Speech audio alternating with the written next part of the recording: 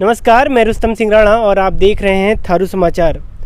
उत्तराखंड में चुनावी बयार चल रही है। राज्य के चुनाव 2022 में होने हैं और यहाँ सितारगंज विधानसभा क्षेत्र में हम लोग आए हुए हैं।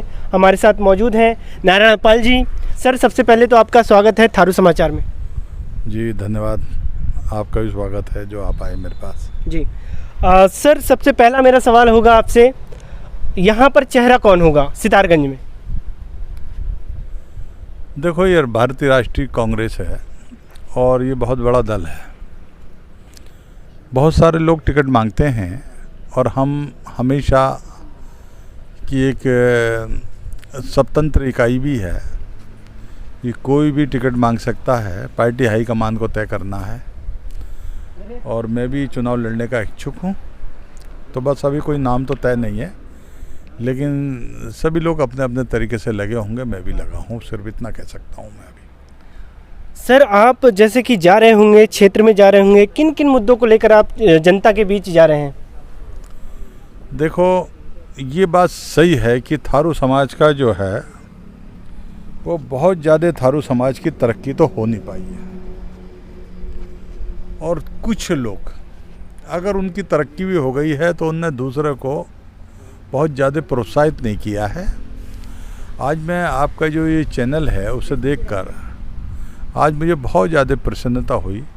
थारू नौजवान जो है, थारू जो यंगस्टर है, उसमें मैं महसूस करता हूँ कि बहुत जन चेतना बहुत ज़्यादा नहीं है। इसलिए चाहे विषमताएं हैं, कुरीतियाँ हैं या बहुत सारे जो अंधविश्वास भी हैं वो आज भी विद्यमान हैं। अब नए लोग आए हैं, नई तरक्की की बात चल रही है, तो मैं ऐसा सोचता हूँ कि कुछ समय में अच्छे परिणाम आएंगे, ऐसा मैं महसूस करता हूँ। जी बिल्कुल, परिस्थितियाँ चेंज हो रही हैं, बदलाव आ रहा है, विकास की गति में जो है अग्रसर है हमारा समाज भी। सर, मेरा सवाल ये है कि जिस तरह से आप चुनावी रणनीति में उतरेंगे, आप क्या चुनौतियाँ देखते हैं और क्या अवसर देखते हैं अपने लिए?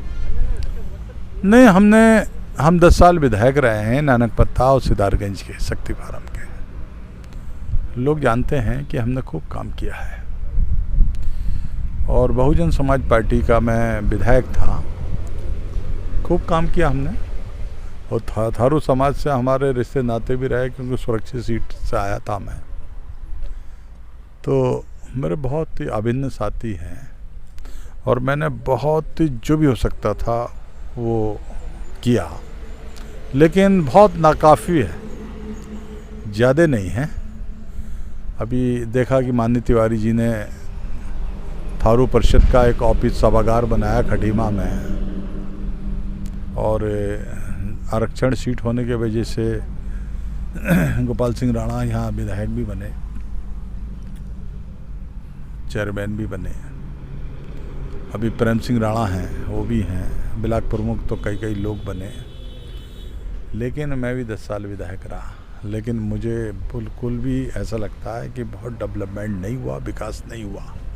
बहुत विकास की आवश्यकता है। सर, एक तरह से जो यहाँ पर जनप्रतिनिधि चुने जाते हैं तो उन पर अक्सर ये आरोप लगाया जाता है कि वो एक क्षेत्र विशेष का जो है उद्धार करते हैं। जिस तरह से शक्ति फार्म का विकास करते हैं, इस तरह की लोग चर्चा करते हैं, तो आप इस पर क्या कहेंगे?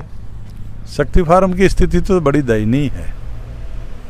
शक्ति फार्म माननीय तिवारी जी ने रुद्रपुर में जो है जेल कैंप वाला जो पुल स्वीकृत किया था, अभी तक नहीं बना। आपने देखा होगा वो गिर भी गया था बीच में। शीशा सड़क भी नहीं बनी। माननीय विजय बहुगुणा जी यहाँ से मुख्यमंत्री, यहाँ से विधायक भी रहे। इस आशय के संग लोगों ने उन्हें जिताया था कि विकास होगा, लेकिन विकास हुआ नहीं। और जैसे किसान हैं यहाँ, किसान तो यहाँ हर कोई है। किसानों की समस्या वैसी ही है। किसानों का जो फसल का वाजिब मूल्य है वो दलाल खा जाते हैं। तो मैं चाहे थारू हो या बंगाली समाज हो या अनुसूचित जाति हो या बुक्सा समाज भी हो या जनजाति या कोई भी वर्ग हो, मुझे ऐसा लगता है कि बहुत प्रयास माननीय तिवारी जी ने किए, हरीश रावत जी ने भी बहुत प्रयास किए, लेकिन बहुत अपेक्षित सफलता नहीं मिली कि बहुत ज़्यादा तरक्की नहीं हुई।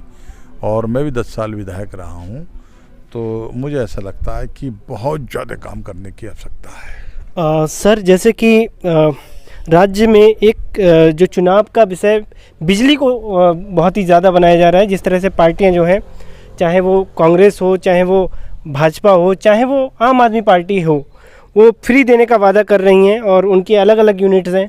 आप क्या कहेंगे इस बारे में? ये आप पार्टी ने तो पंजाब में भी कहा बिजली फ्री देंगे, उत्तराखंड में भी कह रही है, उत्तर प्रदेश में भी कह रही है, गोवा में भी कह दिया था। ये खाली फ्री दे देंगे, खाली कहने से थोड़ी कुछ होता है। दिल्ली में जो बैठा हुआ आदमी है उसमें और जो उत्तराखंड में बैठा हुआ आदमी, यूपी में बैठा हुआ आदमी, उसमें बहुत अंतर है। दिल्ली बहुत डेवलप है, बहुत डेवलप है।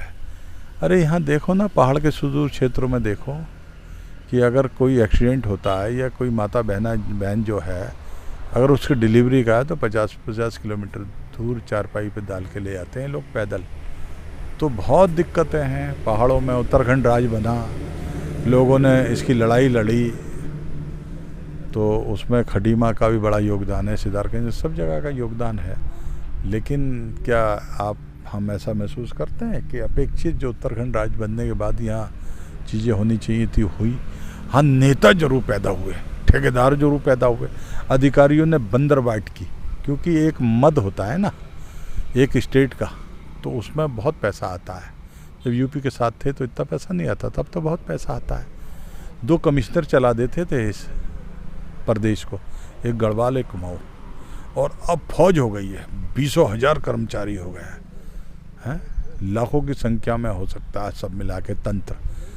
तो क्यों नहीं सफलता मिल रही है? रोडें टूट रही हैं, पुल नदी नाले बन नहीं रहे हैं। और अब देखना है, अभी 2 महीने हुए हैं पुष्कर सिंह धामी जी को, 2 महीने हुए हैं, अब उन्हें भी देखना। तीन मुख्यमंत्री बदले हैं, तो डबल इंजन की सरकार है। ऐसा क्या नयापन है, ये देखने की बात है। मेरे ख्याल से कुछ भी नहीं है। सर, जिस तरह से अगर मान लिया जाए आपको टिकट मिलता है और आप यहाँ के जनप्रतिनिधि चुने जाते हैं, तो आप विकास के मुद्दे आपके सामने क्या क्या होंगे? देखो, बिजली का मामला है। बिजली में मुझे ऐसा लगता है कि हज़ारों लोग गलत बिल आते हैं, मीटर भी नहीं है, ख़राब मीटर, उसके बाद भी बिल आते हैं। बिजली ने तो कमर तोड़ रखी है लोगों की। सर, जिस तरह से यहाँ पर स्वास्थ्य व्यवस्था अगर हम देखते हैं, यहाँ अगर कोई मेजर एक्सीडेंट होता है तो उसे या तो बरेली जाना पड़ता है या हल्द्वानी जाना पड़ता है या अन्य कहीं रेफ़र कर दिया जाता है। आपको लगता नहीं है कि यहाँ पर एक अच्छा हॉस्पिटल होना चाहिए जहाँ पर सुविधाएं हों? कोरोना में यहाँ सैकड़ों लोग मरे हैं। एक दिन मैं नानकमत्ता गुरुद्वारे गया था, वहाँ के जो मैनेजमेंट है, वहाँ के जो लोग हैं, उन्होंने बताया था कि जो लोग अस्थि विसर्जन करने यहाँ आते हैं, उससे पता लगता है कोरोना से कितने लोग मरे थे।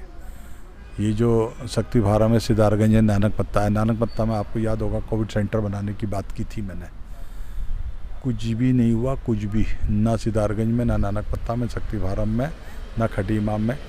ये तो स्वास्थ्य व्यवस्था खुद ही बीमार है और भगवान भरोसे ही है। ये यहाँ बहुत काम करने की आवश्यकता है। आप अगर सत्ता में चुनकर आते हैं तो आप थारू समाज के लिए क्या करने वाले?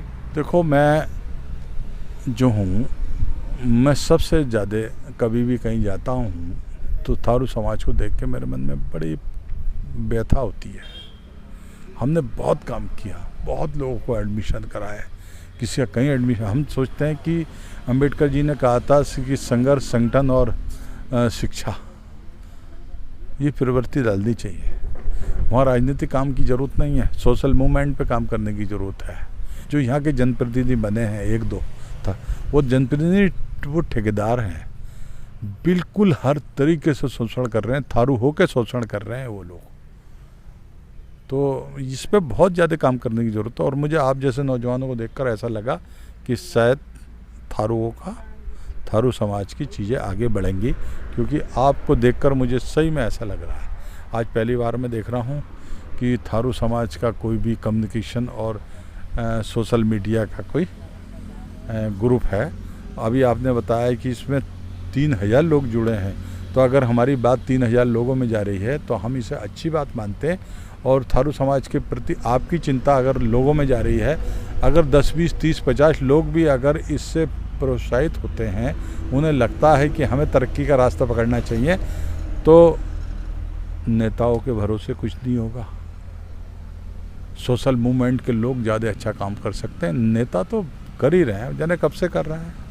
थारू समाज के लिए माननीय तिवारी जी, हरीश रावत जी ने अच्छा खासा पैसा भेजा था, किसी का विकास कहाँ हुआ? क्यों नहीं निकले IAS, क्यों नहीं निकले PCS, क्यों नहीं निकले अधिकारी, क्यों नहीं डॉक्टर नहीं बने, इंजीनियर नहीं बने? वो तो अम्बेडकर जी की जय हो, जो आरक्षण के लाभ से थोड़ा बहुत काम हो रहा है। तो आप सुन रहे थे माननीय नारायण पाल जी को, जिन्होंने अपने विचार रखे थारू समाचार में, और मैं इसी तरह के मुद्दों को लेकर आपके सामने आता रहूँगा। मैं रुस्तम सिंह राणा, कैमरामैन विवेक के साथ, थारू समाचार।